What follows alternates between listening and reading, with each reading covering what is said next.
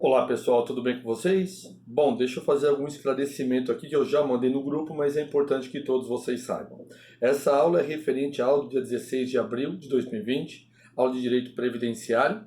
E por que eu estou mandando gravada? Porque pela quantidade de acessos que estão tendo os aplicativos de um modo geral, como o Zoom, como o próprio YouTube ao vivo. Hoje pela manhã nós tivemos uma grande dificuldade de fazer a transmissão via ao vivo pelo YouTube. Então, para garantir que vocês tenham conteúdo da aula, eu estou gravando esta aula e, claro, juntamente com essa aula, eu mando, como já é de costume, todas as nossas aulas, um texto complementar para a leitura. E você que está acompanhando nos slides, é a partir do slide número 108. Tá? Nós vamos abordar o aspecto da lei. E as dúvidas que eventualmente vocês tenham, eu estou disponível no WhatsApp. Eu acredito, gente, eu liguei para a operadora de telefonia, se ela tinha alguma informação sobre redes sociais, não souberam me informar, mas pelo que a gente vem descobrindo, gente, não é problema da internet. O problema são dos provedores, desses aplicativos mesmo. E mesmo que a gente mude, gente, se eu coloco no Google Chrome, no Firefox ou na Internet Explorer, eu tenho aqui 2 notebooks ou celular, não conseguimos, porque tem um momento que ele trava. Então, para evitar isso, é por isso que eu quero disponibilizar para vocês. Quanto à internet aqui, eu tenho internet de fibra, então nós temos uma internet aqui que mais de 100 GB, então o problema dela não é. O problema realmente são com esses provedores. Então só esse esclarecimento inicial para todos vocês, para que vocês possam entender acerca, tá bom, gente, do que está acontecendo. Vamos torcer que na semana que vem tudo se apazigue. Professor, por que o senhor não usa outro aplicativo? Eu tenho várias ondas, né, gente? Outras formas, como Microsoft Teams, né? Mas só que você tem que ter uma conta, que nem eu tenho, eu uso em outra instituição. Mas só que você tem que ter uma conta na Microsoft, tem que pagar por isso. Então eu não posso exigir do meu aluno que ele tenha esse pagamento, porque a gente sabe que no momento que nós estamos vivendo é de retenção e não de despesa. Então, a meu ver, a melhor maneira da gente democratizar aqui a aula, quando possível e der condições, a minha aula é ao vivo, tá certo, gente? Através do YouTube. Agora, quando não dá, na situação que está hoje, realmente tem que ser gravada, tá bom? Então esse é o esclarecimento para todos, para que a gente possa evitar problemas aí e vocês não tenham matéria. Importante, gente. Outra coisa, a mesma aula que eu daria no ao vivo é a mesma aula que eu dou no gravado. E as perguntas que vocês tiverem, vocês mandam no grupo. Funciona a dinâmica da mesma maneira, tá bom? Eu, particularmente, eu gosto mais de dar aula ao vivo, porque eu interajo com o aluno, já bato um papo, tá, dá risada. Mas, gente, é melhor a gente garantir o conteúdo para vocês, lembrando que logo mais nós teremos a avaliação e é importante que você tenha o conteúdo conforme o cronograma. Professor, como que será a avaliação? Sinceramente, eu ainda não sei. Estou esperando uma definição da diretoria e da coordenação, da Poliana, Marcos e Solange, para que eu possa expor isso a vocês. Tudo bem? Não sabemos se será uma prova no horário da aula, se vai dar um tempo para o aluno fazer. Vamos esperar a definição deles, tá bom? Então, claro, nós aqui apenas aguardamos esse momento. Mas, claro, obviamente, que será feito através de via telemática também, tá bom?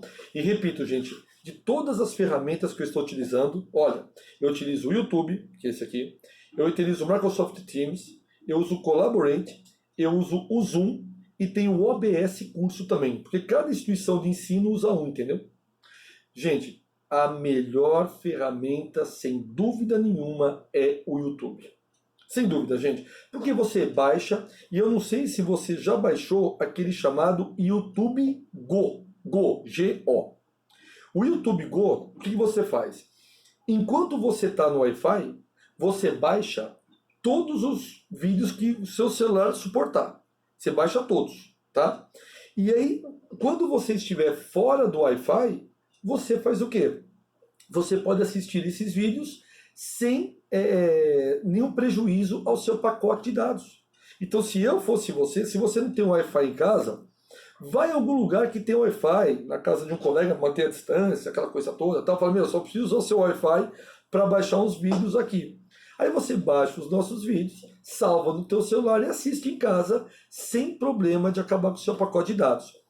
Isso não é possível para quem tem iPhone, tá bom? Mas quem tem aqui o Android aceita numa boa. Também quem tem iPhone também pode pagar uma internet em casa sem problema nenhum, tá bom? É mais ou menos esse é o pensamento deles, gente. Não é meu não, é o pensamento deles. Por isso que não foi autorizado o YouTube Go para quem tem iPhone. Tudo bem? Não é comigo, com eles lá. Então a dica é essa, tá? Então vamos começar, gente. Direito previdenciário, eu quero fazer com vocês a análise da lei, da legislação. Que legislação, professor? Lei 8.213 de 91. Repito, a partir do slide número 108. E nós vamos encerrar esse primeiro ponto, e aí depois da segunda aula da semana que vem, a gente diversifica com outros temas, tá? O que determina essa lei, pessoal? É uma lei federal. O que significa ser lei federal? É uma lei que se aplica a todo o Brasil e a todos os brasileiros, nato e naturalizado. Professor, essa aula, o senhor vai fazer ditado? Não. Porque como ela é gravada, meu cara, você pode parar, tem um pause aí, não tem? Você pausa, anota no caderno, dá o play, continua, dá pausa, não entendeu, volta. Não entendeu o conteúdo, aí você manda a pergunta no grupo. Tá bom? Então, claro, gente, tem que ser uma aula mais dinâmica, tá? Dispõe sobre os planos de previdência, tá certo, senhores, e benefícios, assim como da outras providências, tá? Então, basicamente, gente, essa lei, ela trabalha sobre os benefícios da previdência social. Primeira coisa que eu tenho que ter consciência e a primeira coisa que eu tenho que ter noção sobre previdência, gente. Primeira coisa, quais são os seus princípios e objetivos? Qual a diferença de princípio e objetivo? Já começo por aí. Princípio nada mais é do que o pontapé inicial para qualquer ordenamento jurídico, meus caros. O princípio, qual que é o objetivo dele? É apenas um. É tecer as informações necessárias para que a gente possa, de um modo geral, acarretar e buscar o que, senhores? A base para todo direito. Então, quando nós falamos em princípio da igualdade, princípio do contraditório e ampla defesa, princípio da coisa julgada, do direito adquirido, todos aqueles princípios que estão no artigo 5º da Constituição são cláusulas pétreas e os princípios é sinônimo de verdade. É isso mesmo, pessoal. Princípio, ele é sinônimo de verdade. Então, o objetivo principal, meus caros amigos, do nosso princípio é dar esta base para que nós possamos, consequentemente, dar condições necessárias para que as partes, de um modo geral, possam, de maneira muito bem clara e muito bem objetiva, de atender, meus caros amigos, tá certo? As necessidades daquela realidade ou as necessidades daquele momento histórico. Exemplo, agora estamos em abril de 2020, dia 16. Abril de 2020, gente, estamos vivendo uma situação de calamidade pública e de pandemia. Obviamente que os princípios, eles terão uma interpretação focada para esse momento. Desta forma, gente, o INSS, através dos seus princípios e objetivos, também buscam atender às melhores necessidades para a população naquele respectivo momento. Tá bom? Então esse é o princípio. E o que seria o objetivo? E quem quiser se aprofundar, gente, em princípio, por favor, leiam os artigos, busque aí na internet, busque os artigos sobre Miguel Reale. Coloque Miguel Reale, e posso falar um palavrão aqui? Tirem as crianças da sala. Miguel Reale, Teoria Tridimensional do Direito. Teoria Tridimensional do Direito. Tá? Por favor, descrevam dessa maneira, descrevam dessa forma, que vocês vão encontrar textos sobre esse grande professor sobre essa situação. Tá? Rapidamente, o que seria a teoria tridimensional do direito? Eu tenho o fato, o valor e uma norma. O fato é o que acontece. Ela terá um valor. Valor esse que poderá ser aplicado de formas diferenciadas na sociedade como um todo. E nós temos a norma. A norma é gênero de várias espécies, dentre elas a própria legislação. Normalmente a gente estuda isso em introdução ao estudo do direito. Tá? Então é importante que vocês leiam muito, gente, Teoria Tridimensional do Direito, grande aqui defendida pelo jurista e filósofo Miguel Reale, saudoso professor Miguel Reale. Quais seriam os objetivos da lei, gente? Objetivos seriam as suas finalidades. Nós já comentamos em aula, aí na Piaget, e eu vou repetir para vocês aqui. Por que nós temos 3 poderes? Executivo, legislativo e judiciário. Porque nós temos 3 situações no universo, meu caro. O passado, o presente e o futuro. O executivo cuida do presente. O judiciário cuida de erros do passado. E o legislativo, ele busca atender o futuro. Então, por isso nós temos essa divisão. Como quase todas as teorias sempre são 3 números, não é isso? Em nome do Pai, do Filho e do Espírito Santo. Sempre o número 3, não é? Sempre as pirâmides. Então, tem aí teorias que sempre se apegam a esse número 3. Tá? Então, diante desta situação, meus caros amigos e amigas, nós temos uma situação constante em que o objetivo da lei é evitar problemas futuros. Essa é a função do poder legislativo. Lembrando que o poder legislativo, ele pode ser punido pelos seus atos? Via de regra, não. Se quiser anotar isso, anote. Via de regra, não. O poder legislativo, ele não pode ser punido pelos seus atos, meus caros. Tá? O poder legislativo não pode, exceto se for um ato que cause dano e seja considerado inconstitucional. Então, se for criada uma lei e aprovada aí pelas casas legislativas, e consequentemente esta lei ela é totalmente contrária à própria Constituição, mas isso vocês não tenham a menor dúvida, será considerada sim, tá bom? Como uma hipótese inconstitucional, e também, obviamente, o legislativo poderá ser punido. Da mesma maneira, o poder judiciário. O poder judiciário também pode ser punido caso ele tenha decisões que contrariem a própria legislação. Bom, nós estamos encontrando, gente, situações na vida prática em que as pessoas se aproveitam do momento, tá? Com todo o respeito, gente, repito, data máxima vênia, com todo o respeito aos nobres colegas, você sabe que em julho, a partir do dia 15, será liberado o valor de R$ 1.042 ou R$ 1.045 da sua conta do FGTS. Então, mesmo contas ativas ou inativas, são contas que necessariamente, meus caros amigos, poderão as pessoas fazer o saque de R$ 1.042 ou R$ 1.045. Bom, eu já estou vendo alguns anúncios nas redes sociais de alguns escritórios de advocacia dizendo assim, olha, existe a Lei 8.036 de 90 que trata do FGTS e tem um decreto lá de 2000 alguma coisa que você poderá sacar até R$ 6.022, mais ou menos isso, eu sei que é mais de 6 mil, R$ 6.022 ou R$ 6.200 do seu fundo de garantia quando estivermos diante de uma calamidade pública. Muito bem. Só que é o seguinte, gente, já existem decisões contrárias a esse sentido. Por quê? Porque a pessoa, ela pegou a legislação do FGTS e a calamidade pública que a lei aqui se refere, gente, ela se refere numa situação concreta em que seja localizada. Exemplo, teve uma tempestade muito grande que acabou com aquela cidade.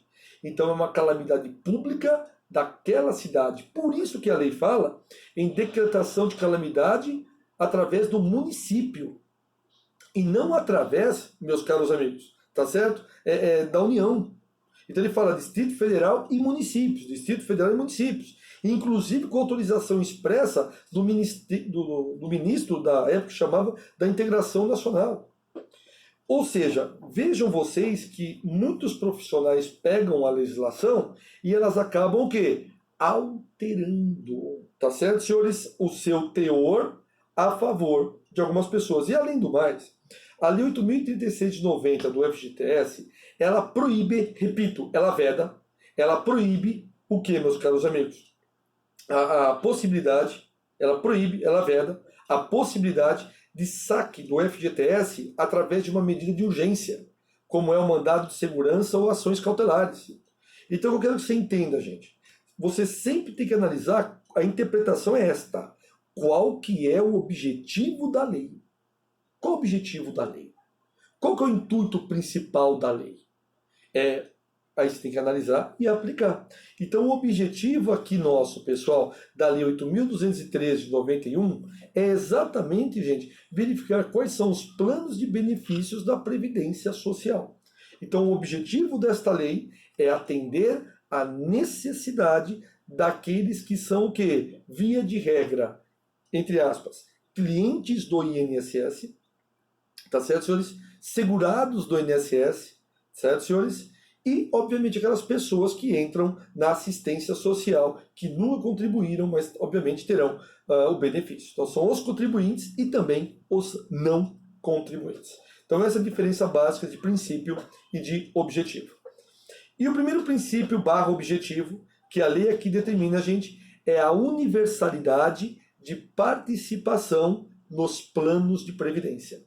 Ou seja, universalidade de participação nos planos significa o quê? Que todas as pessoas que são contribuintes,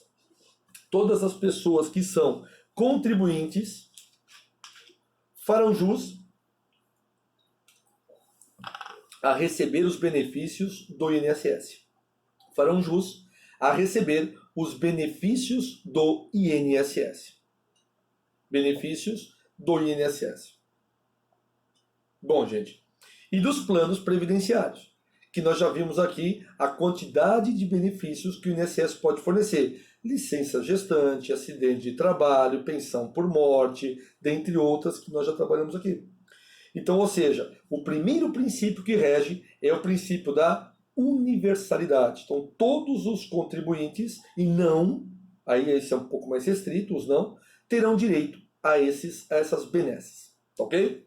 O segundo princípio / objetivo, gente, é a uniformidade e equivalência dos benefícios e serviços às populações urbanas e rurais. O que isso significa, meus caros? Uniformidade significa que todo cidadão seguirá o mesmo padrão. Exemplo, pensando no SUS, agora no caso do coronavírus, no caso do SUS. Nós estamos diante de uma conotação, gente, de uma situação pela qual você imagina de que maneira, meus caros amigos, que todos serão atendidos, teoricamente, da mesma maneira pelo SUS. Obviamente que o dinheiro ainda fala muito mais alto. Mas outro exemplo, saindo um pouquinho do coronavírus, indo para o câncer, para a neoplasia maligna. A pessoa que entra, gente, numa situação que depende de quimioterapia ou radioterapia, e quem paga convênio médico tem o mesmo tratamento. Quem já passou por isso sabe muito bem o que eu estou falando. Você passa pela mesma situação. O mesmo medicamento que vai para o SUS é o mesmo que vai para o convênio A, B, C, D. Tá? Então isso seria o quê? A uniformidade. Vem de uniforme. Teoricamente todos andam do mesmo jeito, da mesma maneira, da mesma forma. Tá? E equivalência. O que seria a equivalência, pessoal? Equivalência é você dar situações ou condições diferentes para quem é diferente. Obviamente, se você pega uma pessoa que tem mais cultura, você pode questioná-la um pouco mais. Obviamente, se você pega uma pessoa com menos cultura, quantos clientes eu pego, gente, com menos cultura? E, obviamente, você tem que explicar a situação muito mais detalhada para ele. Agora, uma pessoa que já moveu várias ações, já está mais calejado do que eu. Não, doutor, eu sei como é que funciona isso daí, fica tranquilo, vamos mover essa ação e está tudo certo. Beleza, tudo bem. Então, a pessoa que já tem uma vivência, que tem uma cultura naquele assunto. Porque, repito, gente, ninguém é senhor de todos os fatos, ninguém é detentor de todo conhecimento. Bom, na verdade, nós tivemos apenas um aqui na Terra. E ele estava há 2000 anos atrás andando, tá certo, senhores? Por aqui. Ele ainda continua andando. Ele sim. E é nele que a gente tem que se pautar e continuar a nossa caminhada, né, gente? Agora, eu, você, demais colegas aqui, desculpa, gente, nós não sabemos nada perto desse homem que eu acabei de falar. Desse grande homem que eu acabei de falar. Tá bom? Diante desse contexto, pessoal, eu quero que você entenda, meus caros amigos, todo mundo aqui é diferente um do outro. Eu, você, todos os colegas da sala, da faculdade, de Suzano, São Paulo, do Brasil, do mundo. Ninguém é absolutamente igual a ninguém. Então, para isso que existe a equivalência. A equivalência, gente, ela funciona em que você dá uma condição melhor para quem não teve aquela condição no primeiro momento. Então, já que a família dele não é uma família abastada, tem dinheiro, o Estado, teoricamente, dá essa condição para tentar igualar essa pessoa mais, vamos dizer assim, gente, deficiente financeiramente, para poder chegar perto daquele que sempre teve condições financeiras de, por exemplo, ter um bom estudo, de ter um bom tratamento médico. Entende, senhores? E a gente sabe que essas pessoas têm que ralar muito mais para chegar em pé de igualdade a esses daqui. Então isso é equivalência. Em outras palavras, gente, o INSS, ele sempre vai se atentar às maiores necessidades daquele que está precisando. Tá bom? Ótimo, gente. Isso se aplica tanto à população urbana como à população rural. Tanto faz, a qualidade é a mesma. Lembrando que o empregado rural, como nós vimos na aula anterior, ele tem vantagens, ele se aposenta com menos tempo. Porque o trabalho rural, gente, sem dúvida nenhuma, ele é muito mais pesado do que o meu e o seu. Tudo bem, senhores? Isso é fato. Ah, meu trabalho é pesado, vai na roça trabalhar então. Não sei se tua família de roceira, que nem a minha, eles contam cada história que é só por Deus. Tá certo, senhores? Eu não duvido. Desde o vovô, do papai, tá bom? Mamãe. Vamos lá, gente. Próximo objetivo, princípio, é basicamente a seletividade e também a distributividade na prestação do benefício. Seletividade e distributividade. O que isso significa nessa análise da lei que é importante que a gente faça, gente? Primeiro, seletivo, porque realmente somente será beneficiário, como regra do INSS, o contribuinte, aquele que pagou. Já a distributividade, como é que funciona, meus caros amigos? A distributividade, ela funciona na hipótese e na modalidade de poder equalizar de uma forma correta o pagamento àqueles que dependem, mas sem afetar os cofres do próprio INSS.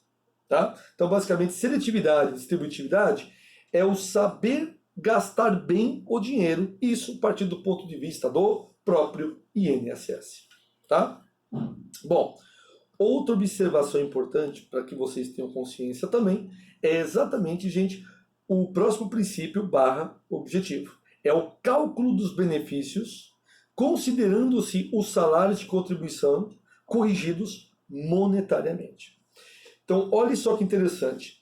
É calculado para efeito de INSS o valor do salário contribuição, gente. Salário contribuição. Quanto mais você paga, mais você recebe. A conta é muito simples. Se você recolheu a tua vida inteira um salário mínimo, você vai só receber um salário mínimo. Lembrando que existe o teto. Gleiber, por que existe o teto? Primeiro, porque para o INSS evitar de pagar aquelas pensões milionárias. Tá? Já para começar por aí. Segundo, o teto do INSS ele existe, gente, para que possa chegar a uma conta mais redonda de quanto cobrar e de quanto pagar. Tá? Esse é o primeiro ponto. E indo nessa mesma linha de pensamento, meus queridos amigos, nessa mesma linha de pensamento, esse teto compensa o quê?